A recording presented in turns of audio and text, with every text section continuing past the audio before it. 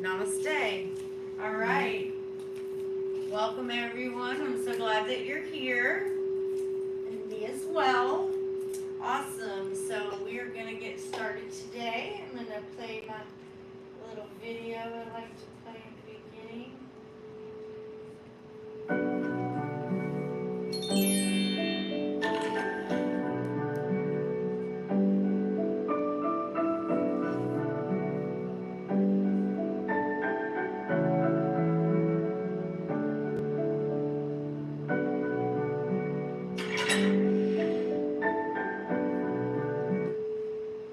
So, this is not just a video, this is the truth. Everyone is loved and welcome here.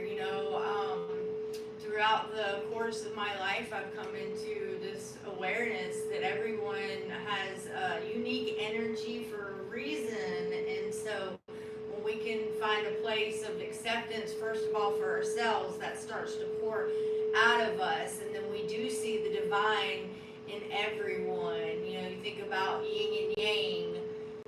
It's dark and light are two sides of the same coin, and you can't understand one side of it without reflecting on the other and kind of accepting that they both have a role to play in this grand tapestry of awareness, and back to our divinity that we're all a part of.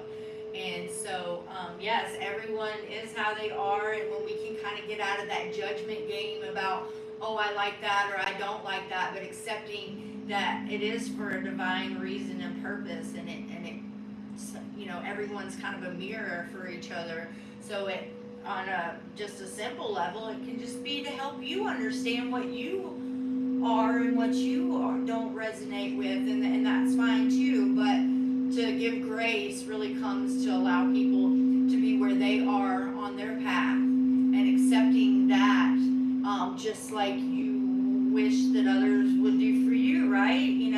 But first understand that through the experience of doing it for ourselves and being unabashedly fine and okay and in love with who we are. And that's when it starts to grow in your garden, and naturally it just starts to happen for everyone around you. And that's no matter, what the energy is that might be different from yours, you still respect the fact that it does have a divine purpose in their path in their life, and that's part of their process. And so giving that way to others also makes it a little easier for you to be in an understanding, when instead of being in your head and be like, oh, they just don't get me, or they don't resonate with what I'm saying or whatever. That gives you a little grace on yourself too, because you're not focusing on the fact that you're casting out judgments on everyone else, so you're not expecting it to come back on you.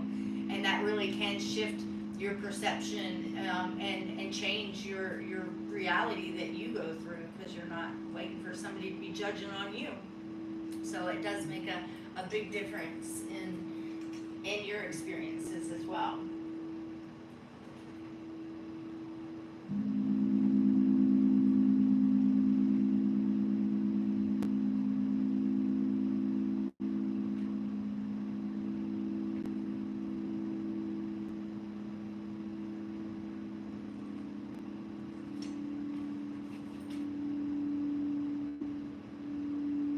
There we go.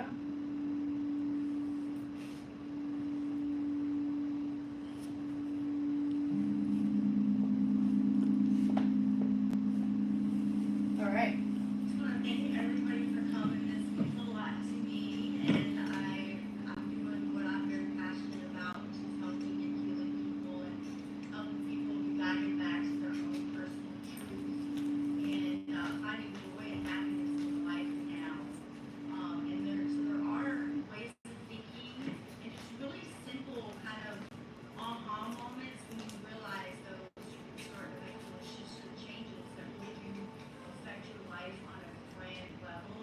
And so being aware of those really can give you a real good shot at having some happiness, and really finding your soul's path and purpose here in this lifetime. And that's my passion and my joy, is to help people reach that. Enlightenment is something that's a lifelong process, and it So we've been talking about the Noble Eightfold Path. And so last week we discussed the right view. And so today we're going to be discussing right intention, aka aligned thoughts. So your purpose and reason behind the things that you do, and really understanding what the skillful intentions are versus the unskillful. So I'm gonna start this little video here.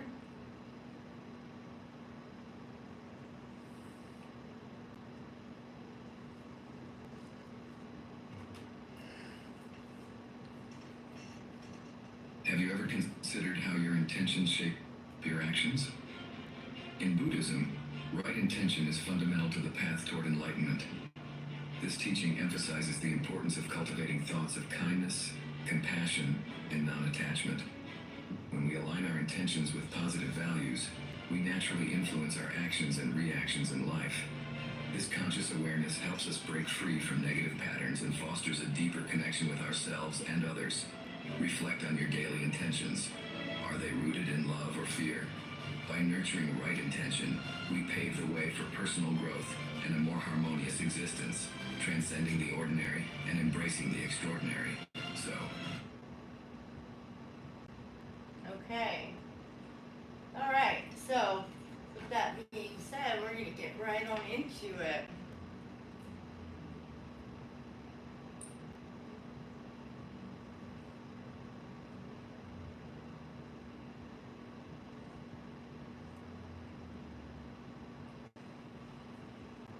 All right, so right intention, aligned thoughts. So today we're talking about the second spoke of the wheel on the Noble Eightfold Path. And we're going to talk about some things today too on how to kind of practice that. You know, last week we discussed being more aware of what are your belief systems that guide you to these reactions, to these unconscious motivations. You know, once we kind of say, okay, this is something I believe, not only is it a belief system that just something in our head, but it really does trigger our reactions to things. So being aware of that gives you back that power, right? To understand, you know, pretty much anything that you're doing unawareously is kind of a little bit out of your control, and it's embedded in your kind of psyche, so therefore you react to certain things. But when we start to be more aware of what these things are, that can make a big shift in our life. And so the second spoke on the wheel, the right intention, is kind of very connected with right view. And so the wheel of the Noble Eightfold Path comprises 3 sections. We've got the wisdom section, morality section, and the consciousness section. So the right view and right intention together make up the wisdom sector. And so that's where we've been focusing right now, and what we'll focus on more today is the wisdom sector of this wheel. So when these two combined, when right view and right intention combine, they counteract what the Buddha calls is the 3 unwholesome roots, which are delusion, greed, and aversion. So we'll get into that more over the course of working with the path and the different lessons that will help us get stronger on the path and integrating these into our life. But that'll come up a little bit more, but just we're going to touch on it a little bit here. So when we practice right intention, we choose to inspect the unwholesome roots of our thoughts. A well-known passage in the Dharmapada sums up the Buddha's teachings on right intention very clearly. So this is how it goes. The thought manifests as word. The word manifests as deed. The deed develops into habit, and then habit hardens into character. So watch the thought and its ways with care. Let it spring from love, born out of concerns for all beings, as the shadow follows the body. So as we think, so we become. So essentially the Buddha's trying to get you to understand here that it starts with thoughts, and then you start to speak the word, and then you get in a habit of doing this, and then it becomes part of our character. Kind of like what I was talking about with some of these belief systems that we haven't really decided, is this really what I believe, or is this just what I've been taught? So it does become a part of your character. So that's why it is important to go back and kind of do a bit of an inventory about what is truly your belief system, or what kind of got just tapped in there through habitual human behaviors and the history of just continuing certain teachings. So that's where we really find a lot of our strength in our unique individual path is being brave enough to go back and say, you know what, I really don't resonate with that. So this is more of what I'm aligned with, and just doing that, becoming aware of that is the beginning. Because then now you're thinking, and then before long you'll notice you're kind of speaking that out as a truth. And then it will start to become a habit, so more natural for you, and then it does become part of your character. So we can change these things, but it just takes effort, and it is so worth doing so.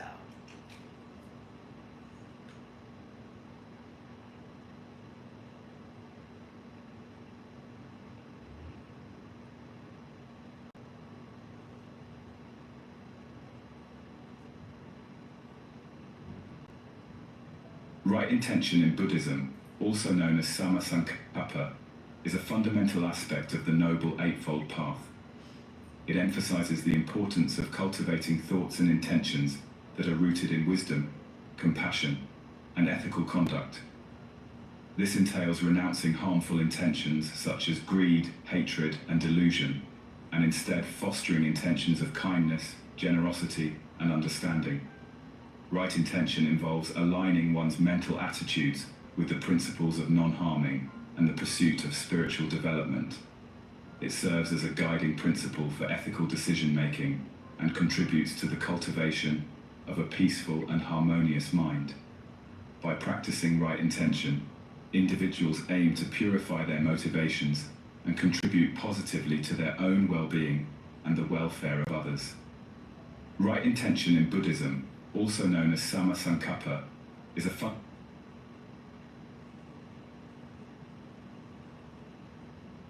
Alright. Welcome to a journey of enlightenment, where we explore the deep truths of Buddhism. This ancient philosophy.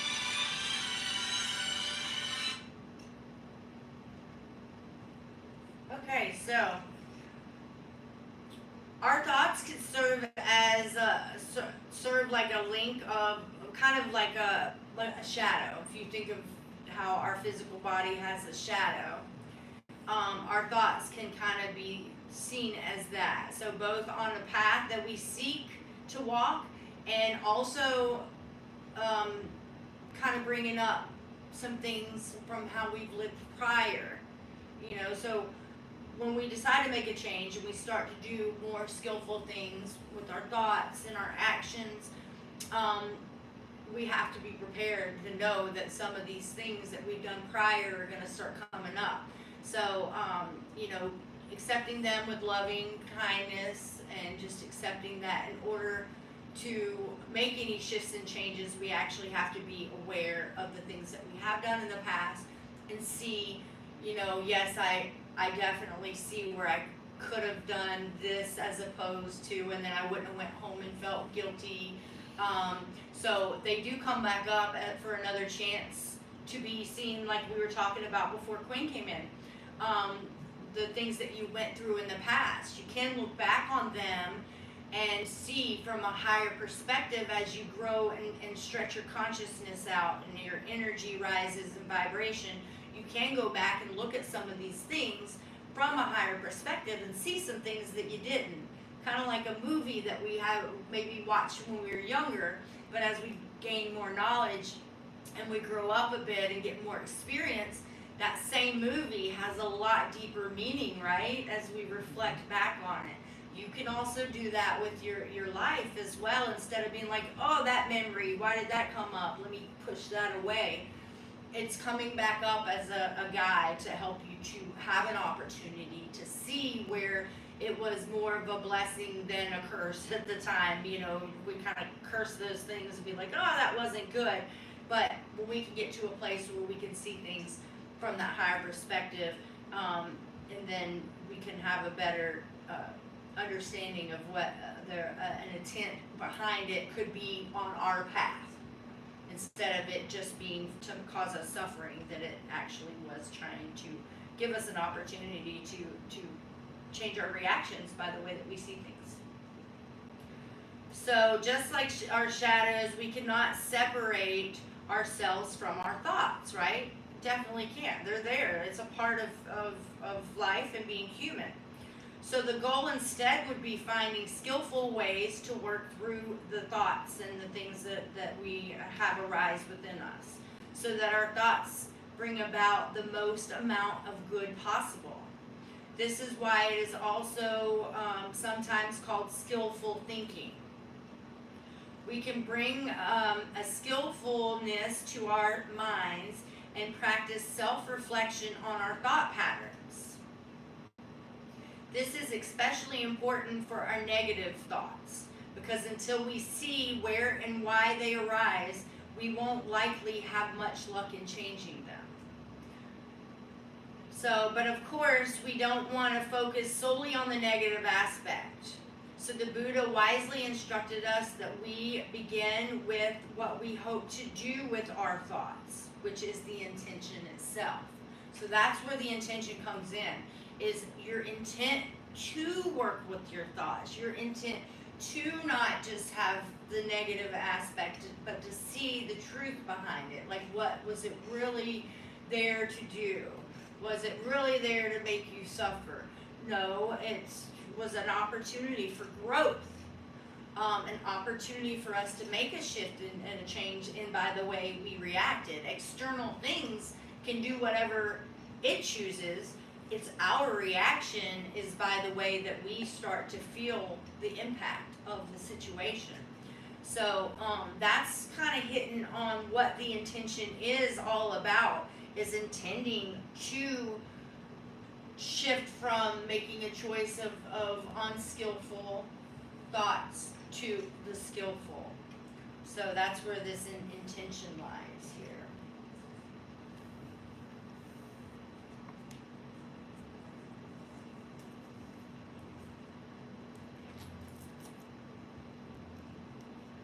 Tremendously.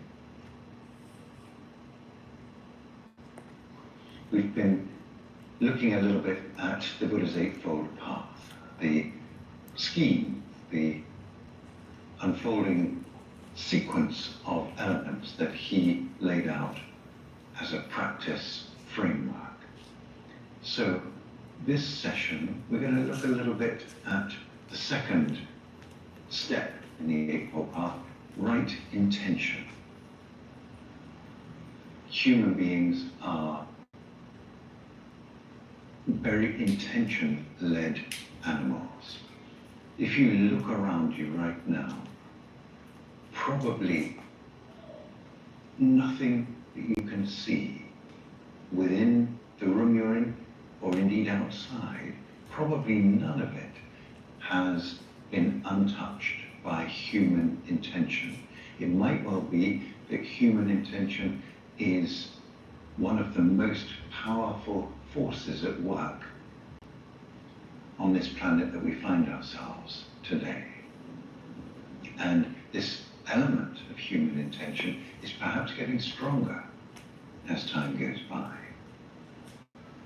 So this powerful force of human intention can be harnessed in furtherance of our practice, of our cultivation, our development, or not.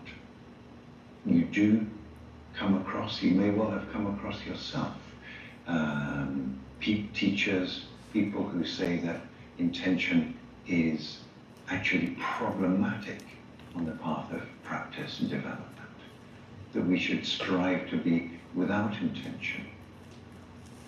I don't really agree with that, particularly in the early stages. I think it's tremendously important to actually crystallize our intention, to bring it to a point of focus. What do I mean by this? Well, let me give you an example. John, one of our practitioners here, he's retired now, but a few years ago, he was working as a contractor. I remember he came to talk to me in probably October one year. He knew he wasn't going to get a new contract until the new year, so he had a period of time, a couple of months, 3 months perhaps, which he could really devote pretty much full time to his practice. And he wanted to make the best use out of this quite unforeseen opportunity. So we kind of sat down and looked into what was his intention for this period. How could we crystallize this? What did he want to get out of this? What was going to be, for him, the ideal use of this time and the focus that would bring that practice to a sort of a point? Well, we talked about outcomes, energies, possibilities, all this kind of thing. And we boiled it down to the intention, Kensho by Christmas. That's what he decided to go for. He got it the next day. When we turn our intention and our attention in a certain direction, we tend to get it.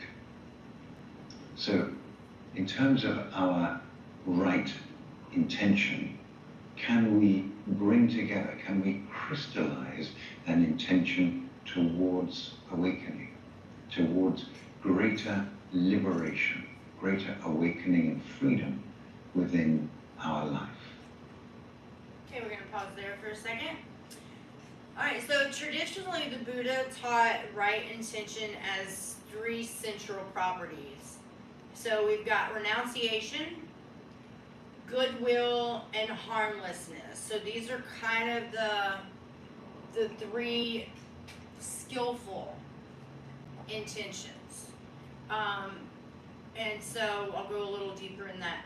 In the future, I will dive into each of these a little bit deeper, but for now, we're just gonna keep flowing with it. So renunciation relates to the 4 noble truths because clinging creates suffering. So renunciation creates freedom. So not necessarily renouncing all your desires, but renouncing the negative intention behind what you're asking for. If you have a positive intention for things, then by all means, if it's for goodwill for the world, sending healing out to someone, whatever it may be, the intention behind it is really what keeps it pure. And then also there's always that kind of inclination that with that pure intention, you're going to get help from the divine. You're essentially assigning yourself as a part of the team. Now you're not just looking out for your own interest, but you're understanding that your intention behind things, to have it skillful and renouncing the unskillful. That's what we're talking about, is renouncing the wanting things selfishly, or I just hope that I have just the greatest Christmas. How about I hope that everyone finds some peace and some joy this Christmas.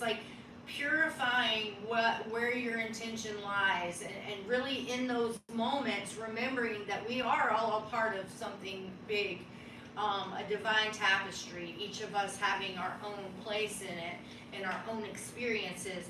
But when we can kind of spread that out, that intention, it takes the same amount of energy to ask for something for ourselves, but we can also just change one little word in there, the intention behind it, and ask for it globally.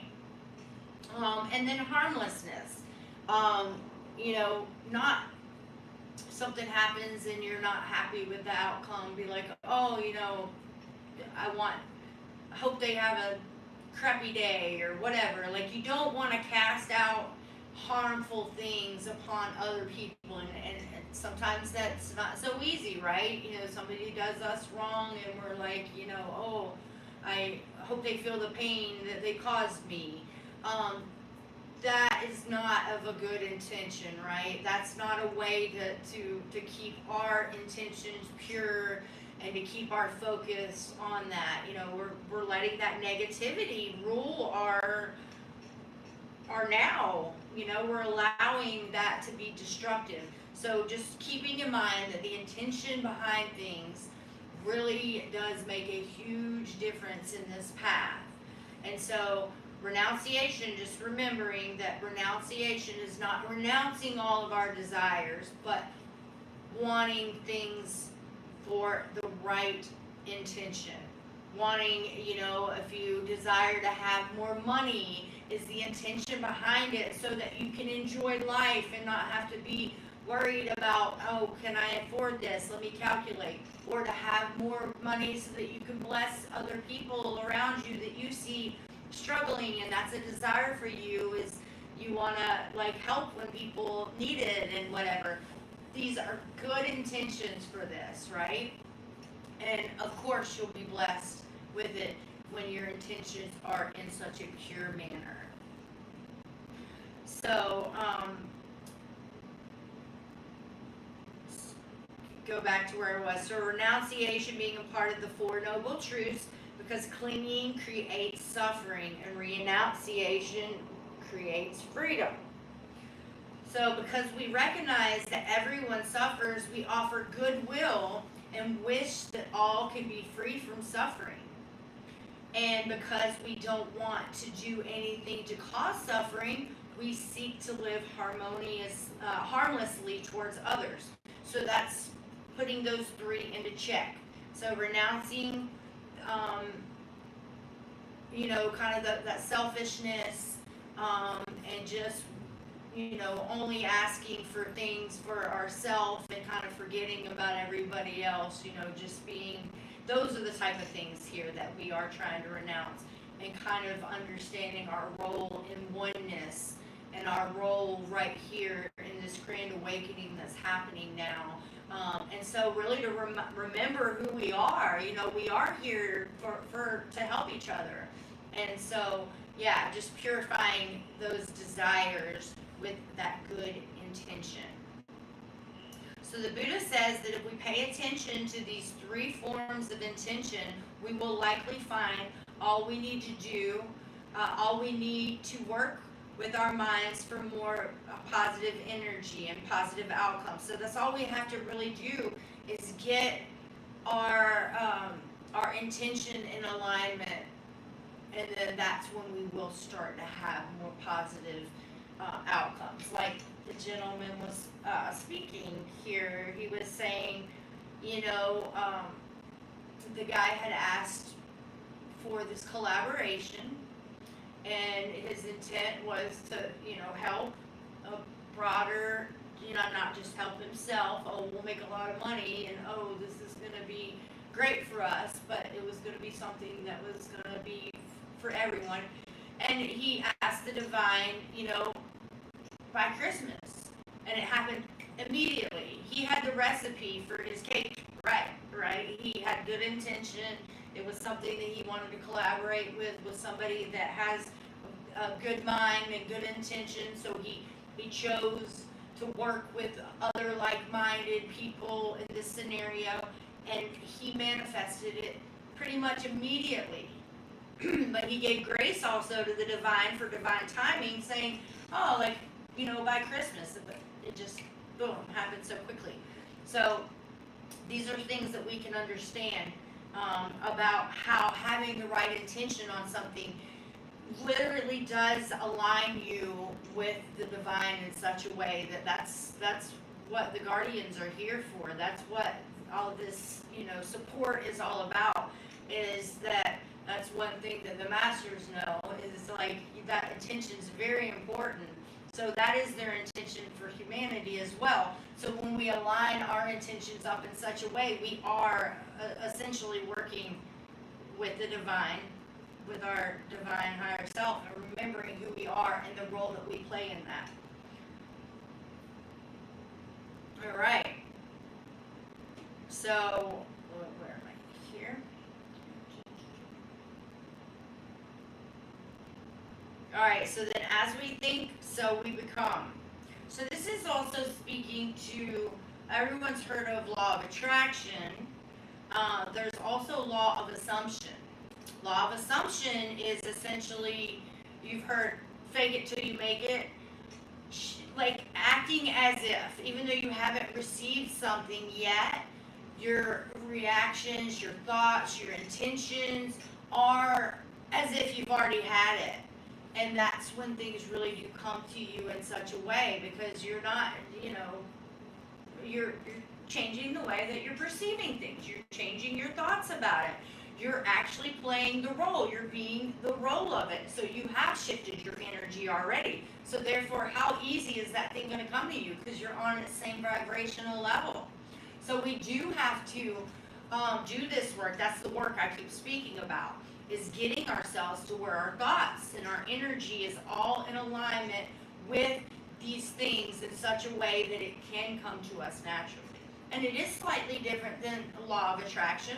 Law of attraction is that basically asking the divine for something and then waiting patiently, and it's going to come to you. This is adding that extra little step of being that thing, being in that energy, so that therefore you can sync up and it can come to you very quickly. And which means that you have to stop asking, you have to start being. And it may take a little time to get in practice, but our soul self knows.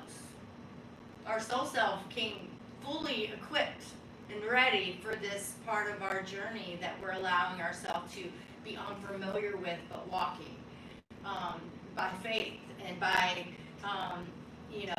guidance from our higher self and from our feelings and the thoughts that are coming to us, and letting it all be teachers helping prepare us.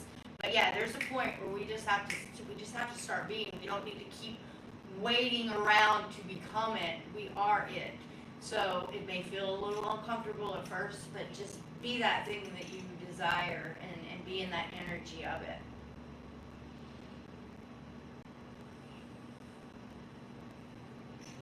Okay, we're going to let him finish.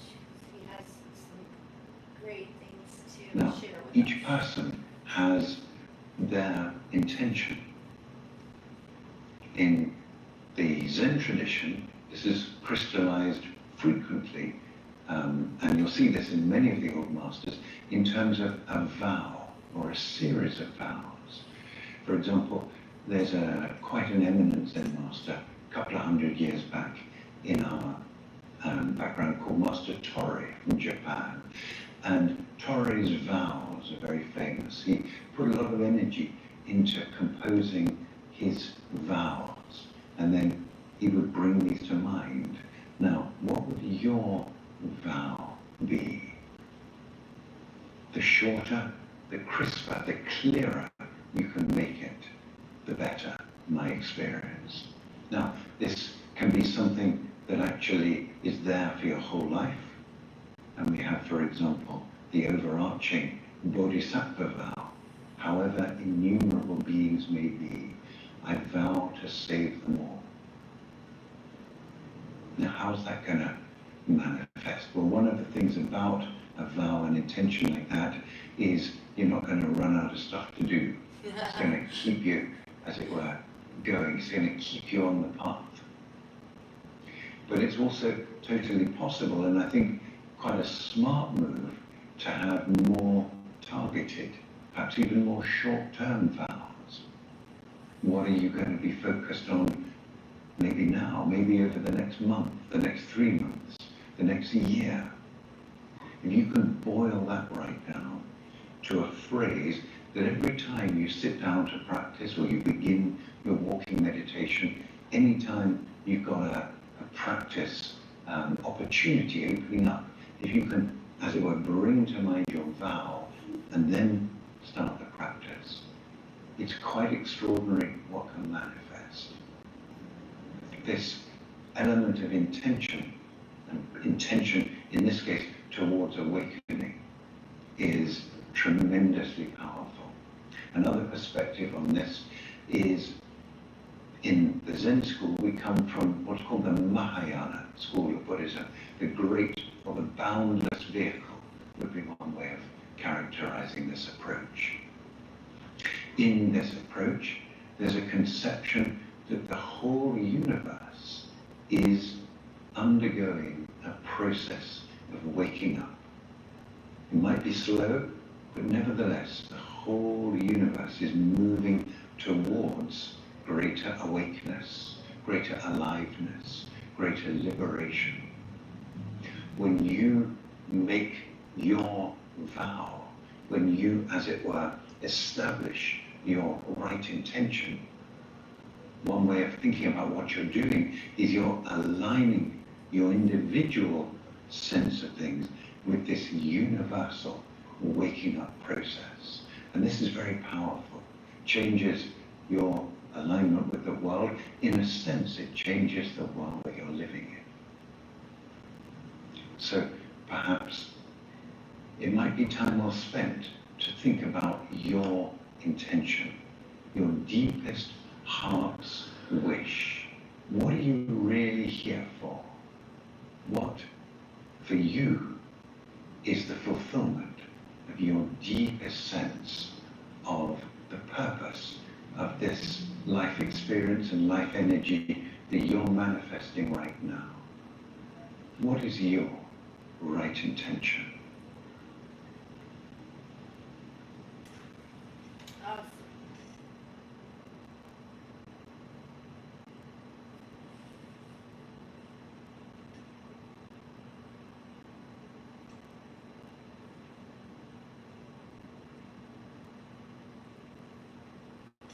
Okay, so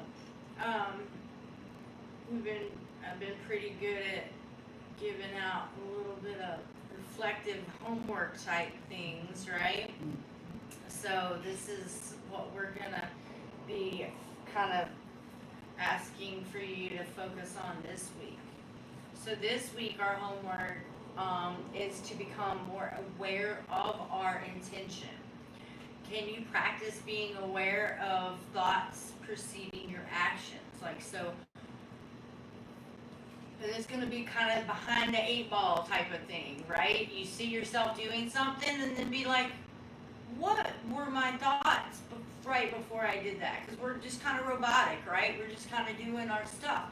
So then after you see yourself do it, ask yourself, what was I thinking? What was going on with me right before I unconsciously made that choice to do that?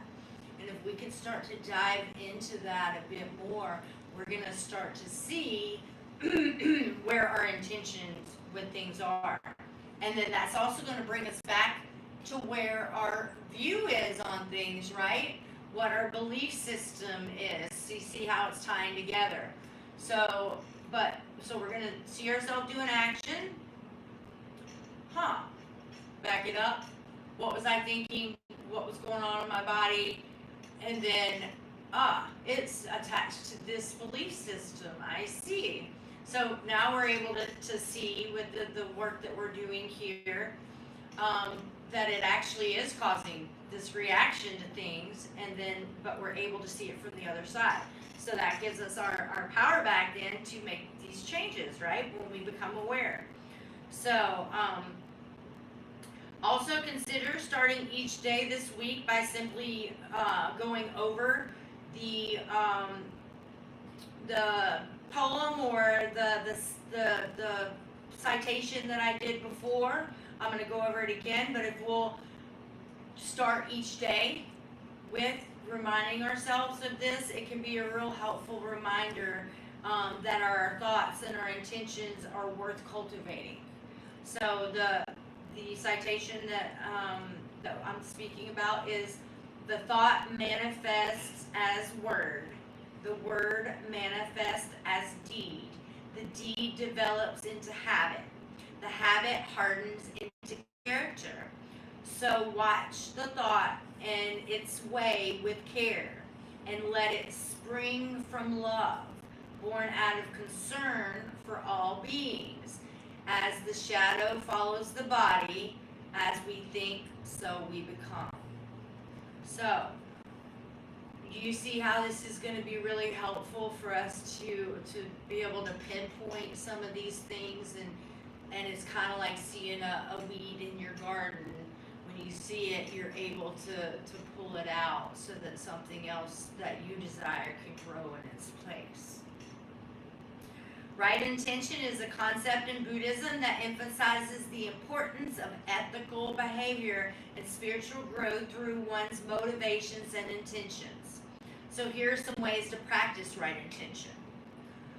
Let go of harmful desires, right? The ones that are more selfish and don't really encompass like our true path and purpose here.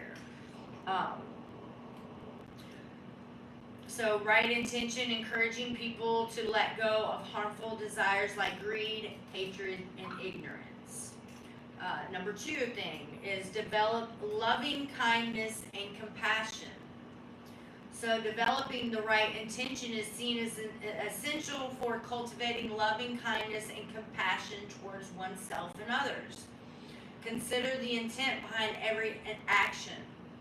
Consider whether an action is potentially abusive or exploitative, or a genuinely rooted in kind intent. So as we're doing this work this week, we're really going to start to see some of the things for what it is that we may have, like, put some blush and rouge on and dressed it up a little bit and made it seem a little more wholesome, or, oh, that's not a big deal. We're going to actually become more aware of how we kind of snuck some of those intentions and painted them up a little prettier than they really were. And then number 3 thing that we can do to help us practice this a little more is elevating our actions. So continually elevating our actions and choosing those that lead to less suffering. So when we become aware, we can then replace it with, and not just, I wish I would have done this, but kind of like what we were talking about before. We can go back and look at it from a higher perspective, and then we can kind of fill in where we didn't do what really would help us in our path, and we can replace it. So we can do a visualization and see ourselves actually doing that different, more skillful thought, or having a more skillful intention. And so maybe in that now it wasn't that planted there, but guess where it is planted? It's planted in your now garden, and that's what really matters. So yes, in the past you might not have made that good intention, but you're now aware, so you can go and see it again, and you can revisit it and make that change. And so that does definitely plant that new seed into your now. And so your likeliness of doing it the old way is less likely. Now it's more likely that you're going to practice it the way that you just changed that from that old weed to this new skillful seed. And you can't unknow something that you did. Like earlier, Cheryl and I were discussing this triangle. It's like a tuning triangle, and it came up on my feed or whatever, like shopping feed, and I had paid attention to it and everything. And then today I looked at a video that I've seen 100 times, and it's right there in that video. It was there all along, but I didn't really take notice to it, and then it came to me in such a way. So once we take notice to certain things and we give our attention to certain things, it's going to shine light to where it's been there all along. So we've got that divine help there and that support, but we have to make it important to us. We have to put our awareness and our devotion, and not let that fear of, oh, that's unpleasant, let me run away from it. We have to really be good, strong stewards of making that change by not being scared of the things we did before, because we are now being very skillful by wanting to gently de-weed that and replace it with this good seed of good intention for the future now, which is starting right now. Every now. Got a new chance. So just replace it and do yourself a loving kindness and some grace, and start to become more aware of that. And then next, last but not least on this, is speak your intention. Speaking your intention to another can create accountability and help you be more mindful of it. Identifying your intention will look or sound to how it will look or sound to others. Will they see the intention in the way that you are speaking it in your actions, right? So what this is saying is that the intention should be there. Like, you shouldn't have to say, oh, this is my intention with something. It should be felt by others. It should be seen by others, as in by the way that it is in your energy. So you don't necessarily have to wonder, are they going to get my point? It is a part of the action that you're doing, and it becomes a part of it when you do make it a part here and here. Then it's going to be in there. And now, not to say that every single person is going to get it, but it is a part of that action because you have planted that seed in such a way.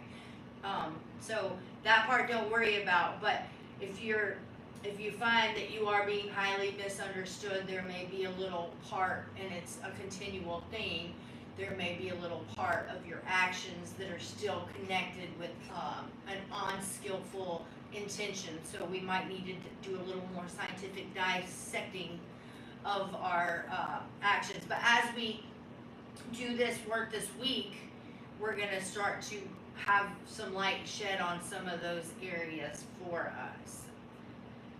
All right, so right intention, right thought. According to the Buddha, our thoughts are very powerful, and they determine our mental states, such as happiness or sadness, and our actions. So with this being understood, one is then asked to have the right intention.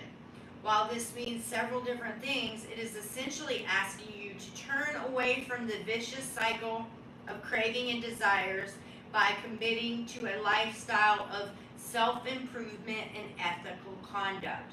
In this, the commitment to a life of heedfulness, Buddha finds the seeds of happiness, and so can you. So right, just shifting our awareness to pay more attention to what our underlying intention is on things, becoming more aware of what do we truly desire in this life, is to be on our path, is to be happy, right? Is to be in alignment with who we truly are. And so when we start to pay more attention and awareness to these things, it's going to show, and it's going to be a part of our garden that we're essentially going to be walking in our reality and living in. And so, yeah, it's super duper worth it. All right, so that was the message for today. So we're going to get to the next parts of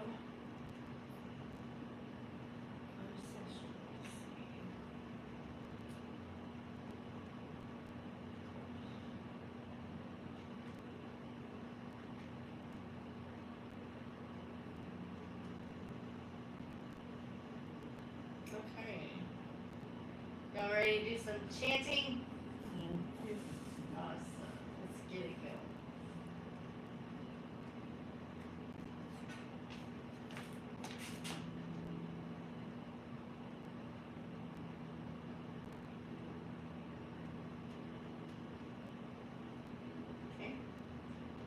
tried it differently.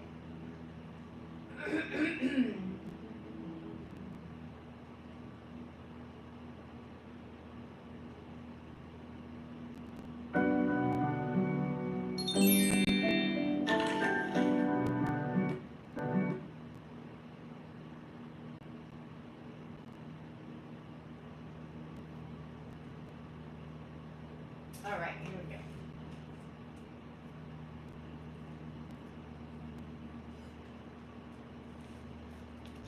Namaste. So I want to share something with you that can help you during meditations, breath work, mindfulness, just to still your mind, quiet yourself, and allow more access to hear your higher self. Yogena Tasha Bodhenu Vacha Madam Travashadikena Yopakuratim Ramadam Bodhidam Patanjaliyam.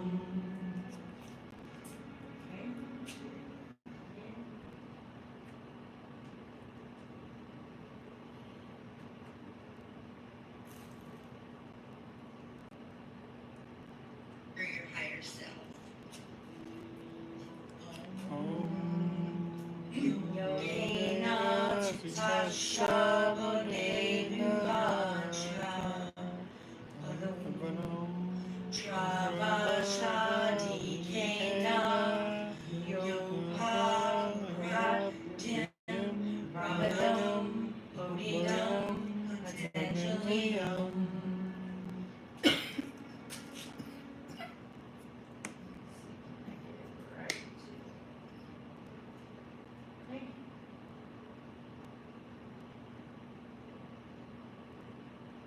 There we go. I feel like that's close enough. Yogena Tasha Bodhenu Vacha Padam Travashadikena Yopakuratim Ramadam Bodhidam Patanjaliyam.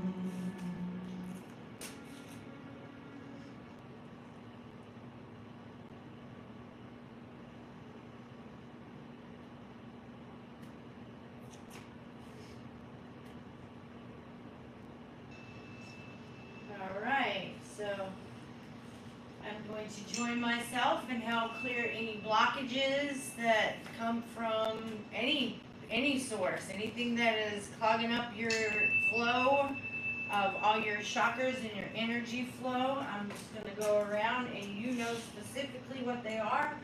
And if you have anything specific that you want, just offer it up and let us clear it.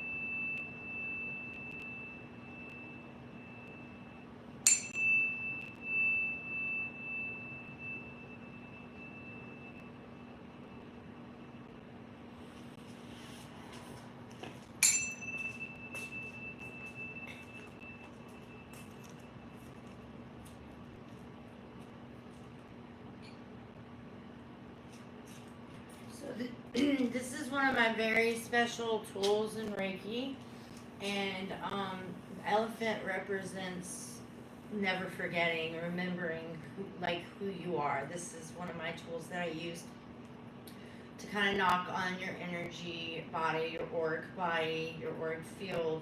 And so anything that is overshadowing your memory of your divine purpose and light, we're just going to do a little work on that too.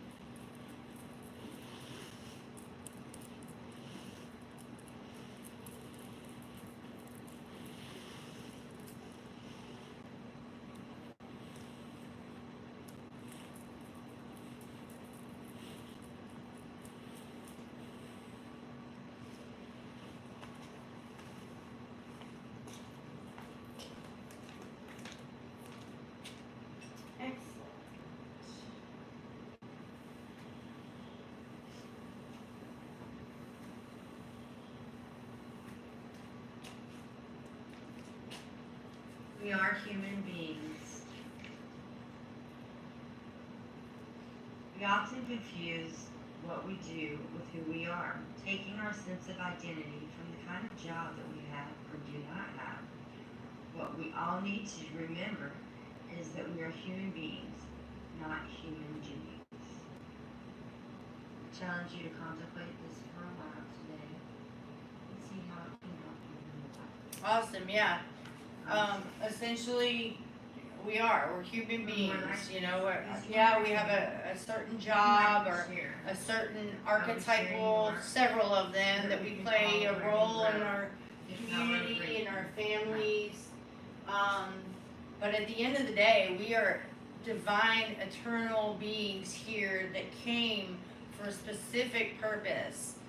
And so, you know, when we can less identify ourselves with the jobs that we do and the different things that we do, but more so with that path and that purpose, and our divine purpose here, then that's where our attention and our energy really has its most effect and benefit on changing your ability to receive joy and be in harmony in the now.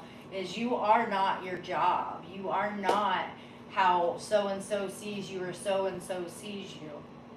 But you are how you see yourself. So when we can stop minimizing our importance of our path and purpose here and really just get the intention back to flow in our divine purpose while we're here, this is definitely going to help everyone in their path and be able to do this work that it takes to get ourselves kind of cleansed of the unskillful habits that we have formed out of protection and our fears that keep us kind of going in these same cycles. So if everybody will just this week put some focus back on your true purpose for being here, and that's where we're going to find that all along, somewhere inside us, we do have these good intentions, these right aligned intentions within us,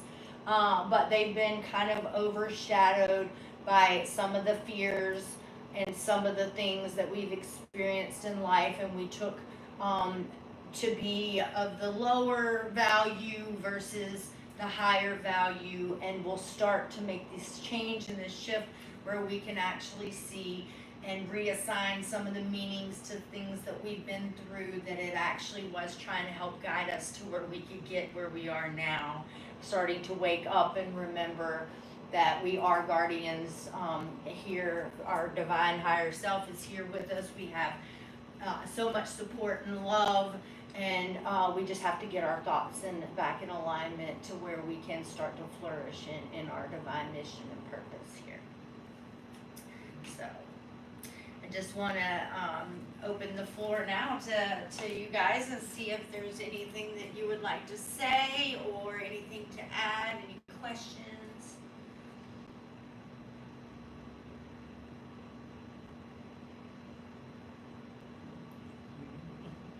It's okay. No pressure.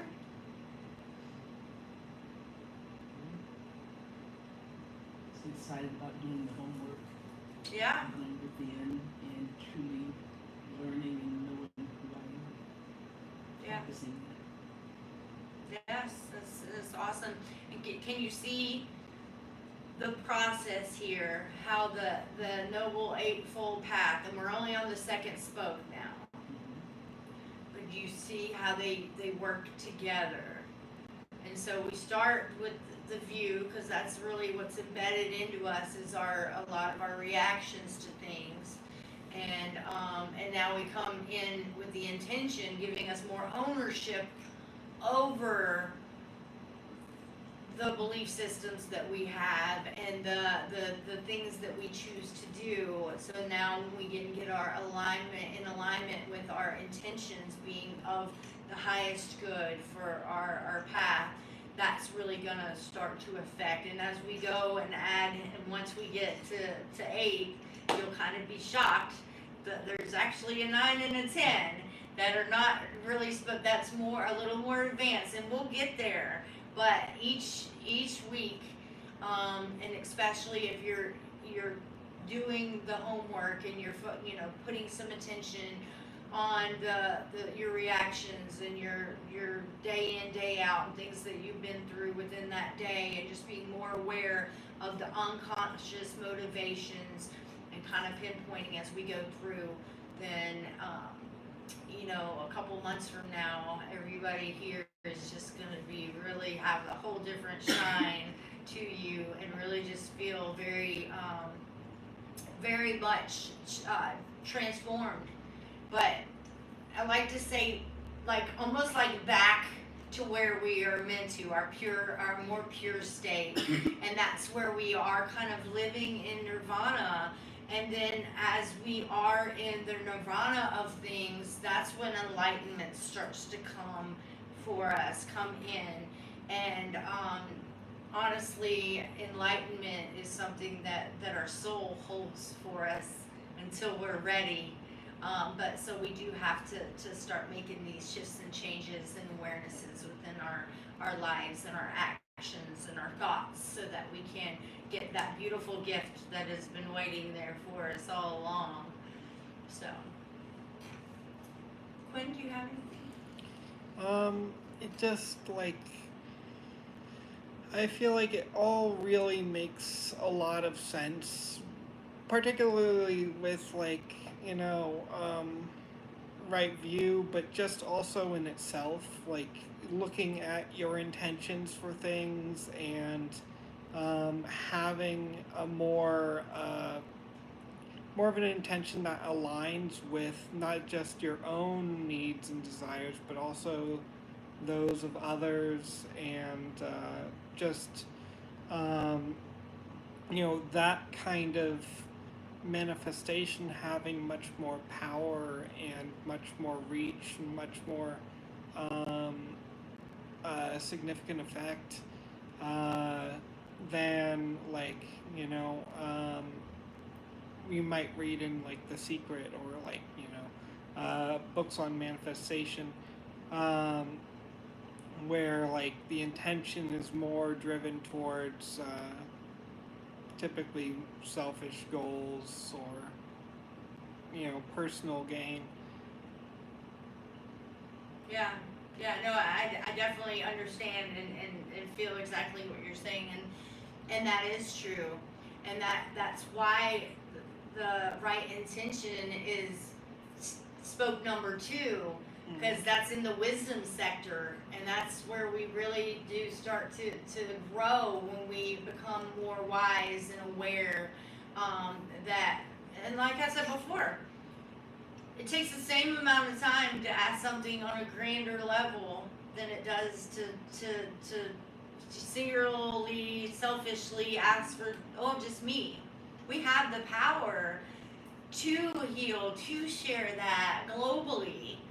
And so when we can start to get more in that, that's really our our divine self coming out, because that is the mission here and that is the purpose here, is that we are here for, for each other. Right. And so, yeah, remembering that is And big. I think also it goes to show that we can have great intentions that are for ourselves, for also the sake of others. Like they Right. can combine those two aspects. Like we can seek to grow our own enlightenment and our own path so that we may be of better use to others. We may seek, like, personal gain, but so that we can give and we can support others who come to us, and so that we are able to contribute to our community, and those around us. Well, thank you for sharing that, and that definitely lets me know that you did get a lot out of today's lessons that we discussed and everything, because like that is the point of right intention, right there. And when you want for things for in that way that's divinely blessed, it's essentially why we came here. And so when we can get back to thinking in that way, and wanting for those things for our path to progress so that we can reach more of and touch into enlightenment, and that's when we're able to do that most good within the world and the lives of others. But yes, it does start with ourselves, most certainly. But that is the intention behind the whole message today, is wanting it for a divine purpose, and to be able to share and spread that. We're in a whole different age now. There's things used to be a lot different energetically, and now we've come into a whole different age now, and so it is kind of more the age of sharing and teaching what we know versus kind of hiding it and keeping it safe and safeguarded from the wrong people. Well, guess what? We're all the right people, and it's now time for us to remember, and it belongs to all of us. And it's sacred, yes it is, so it's not meant to be abused, but that's how important the right intention is. And when you get the right intention, omniversally, you got a lot more support, because you are lining up with the mission. And that is for all of us to reach this point, and nobody's rushing anybody.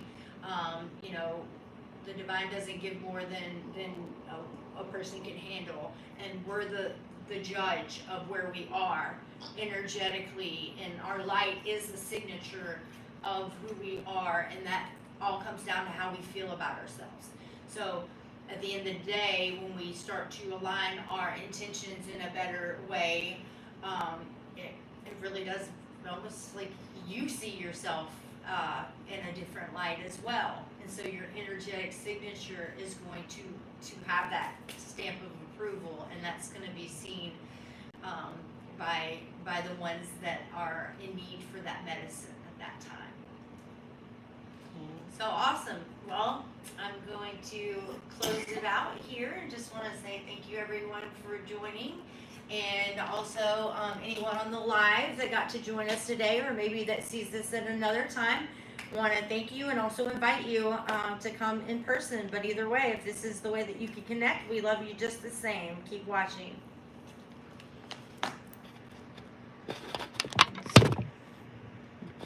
never get to see those comments after I turn it off. Awesome.